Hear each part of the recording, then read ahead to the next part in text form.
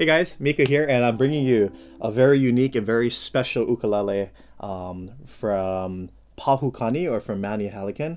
He's just known here on the island to build some of the most unique and innovative ukuleles really in the world. It's always just such a treat to be able to play his creations, his works of art, because he's always going above and beyond and trying to think of new ways to just build really cool sounding, looking ukuleles. And it's always just a treat to be able to be here to share his wonderful creations with you folks. So for this one in particular, this is a soprano body with a concert neck. So it's like a long neck soprano model. This is also what he calls a double top kind of model. If you folks notice, there's no sound hole in the front because the sound hole is not only on the side with its side port, but probably one of the first of its kind, the sound port, the side or the sound hole on the back of the instrument. And for those of you thinking like, side or sound port on the back, isn't it going to be covering because you're against the body? But if you're holding the instrument, say like on your lap, and you're holding it at like this angle, or even if you're holding it down, there's actually like maybe 6 or 8 inches of a space to where the sound still comes out of the instrument.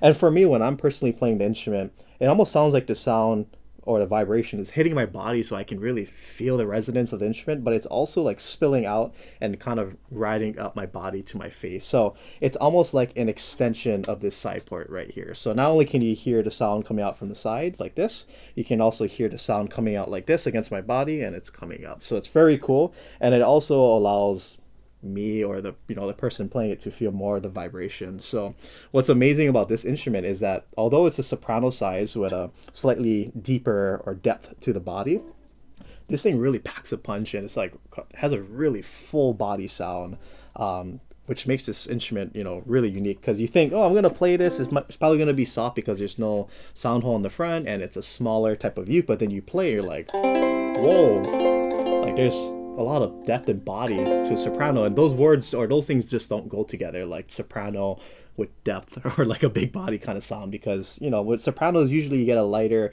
childlike, kind of teenier kind of sound, because that's the kind of vocal quality you get with the instrument. So again, just really unique stuff here all around on this instrument. But going now into like the wood aesthetics, we have moon spruce here, European moon spruce on the top, beautiful quarter sound, or just beautiful, has that hazy look when you look at it in the light, just really beautiful grain patterns on this one. And then beautiful Hawaiian dark curly Hawaiian curly koa on the sides and in the back. And then even on the sound hole, you can see a slight red purfling around the sound hole itself. But nice set of the Hawaiian koa, again with the side port right here. And then even the binding is really unique. I played a lot of ukuleles here, and I've never seen this type of binding here on the front and the back, as well as the headstock. This is Korean binding, and apparently it's kind of like kind of similar like to granite, like what you put on granite countertops in your kitchen and stuff. So I was like, yeah, this looks like graphite, or just like, wow, this looks pretty much like a countertop. I've never seen this on an ukulele on the headstock, especially as the binding. And for me, I really like the charcoal color, as you can see with my shirt that I'm wearing. I'm a big fan of that kind of color scheme. So just being able to see it on an ukulele, I hope to see more of these in the future from other luthiers or from Manny himself. This is a really cool aesthetic on the instrument. And then it's also coupled with a nice, to me, it kind of looks like a teal, like a blue or green teal color, purfling that wraps all the way around the instrument on the front with the spruce, so it matches really well along the sides here of the Korean, as well as the back around the instrument. And then you can faintly see it around the fretboard here on the outskirts of the fretboard.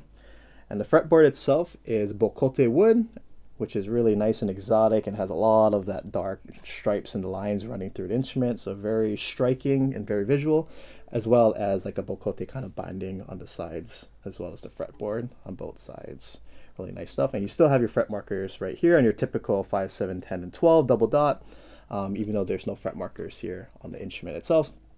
And if we turn our attention to the back, we have beautiful neck. This is a stained tiger maple neck, beautiful stuff, nice big curls, and it just looks super cool when you look at it in the lighting, especially in the lighting of this room. It looks really beautiful. Gloss neck, and then even here on the back of the headstock, nice Hawaiian curly koa with gold, and then the red goto tuners. Really nice stuff.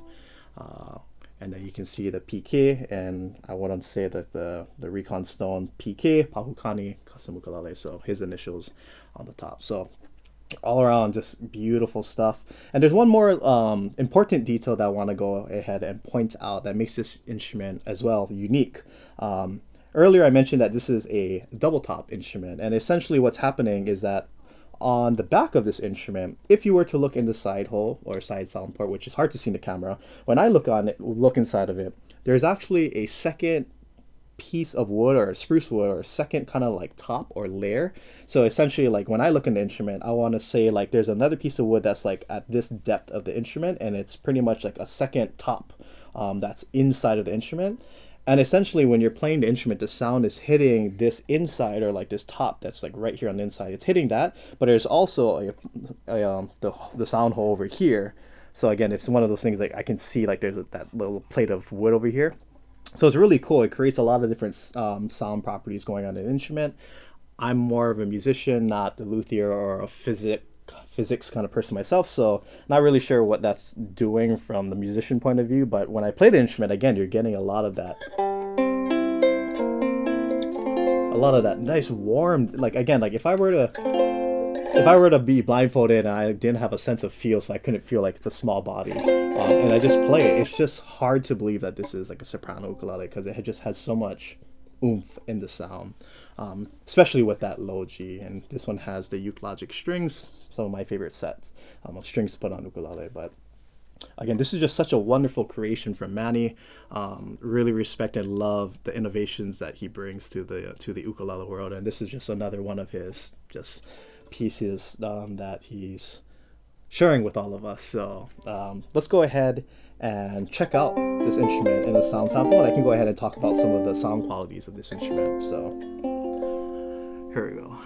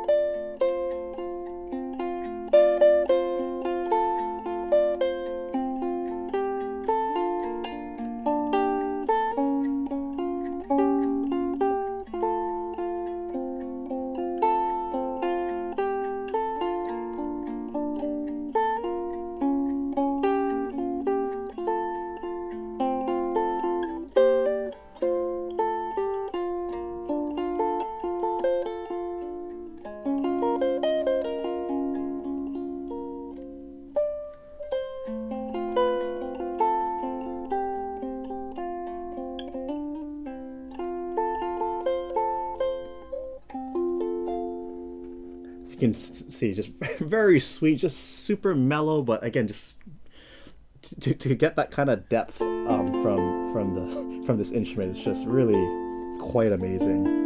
It's such an easy instrument to play. The sound is so clean, especially on the lower end. I just love the body. I can't get over that. But even when I'm barring the 5th fret, 5 5 5 7 from the top, just listen how just nice, and look at the vibrato. You don't get that kind of mature sound.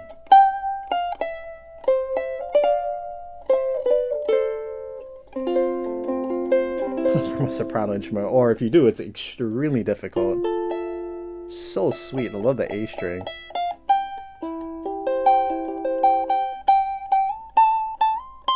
Listen to that. What? You can vibrato the 15th fret on the soprano ukulele.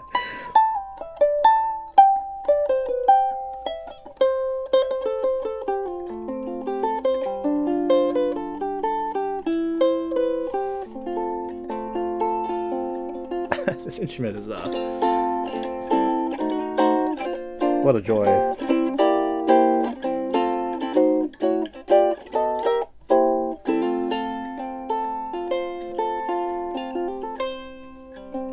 Jeez.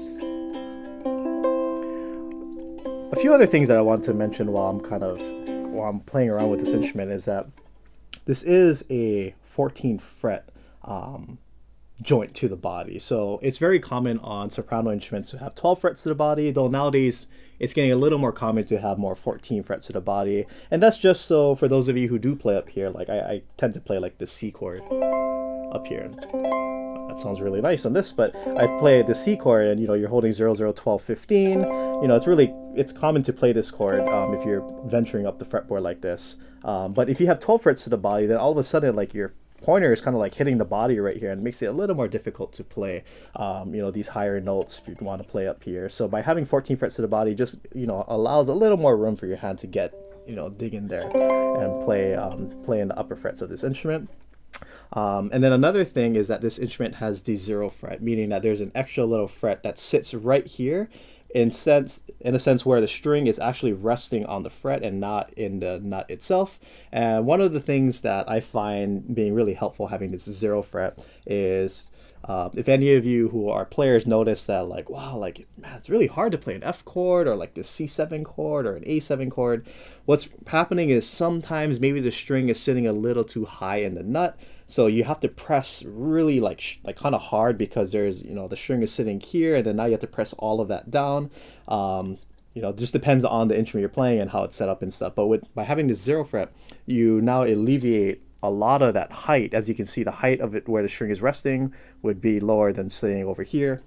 So when I play a chord, it's literally as if I'm playing right here, but just so happily I'm playing down here because there's a fret for the string to rest on. So I have 0 difficulties I'm barely pressing on it. Like I'm just like touching it.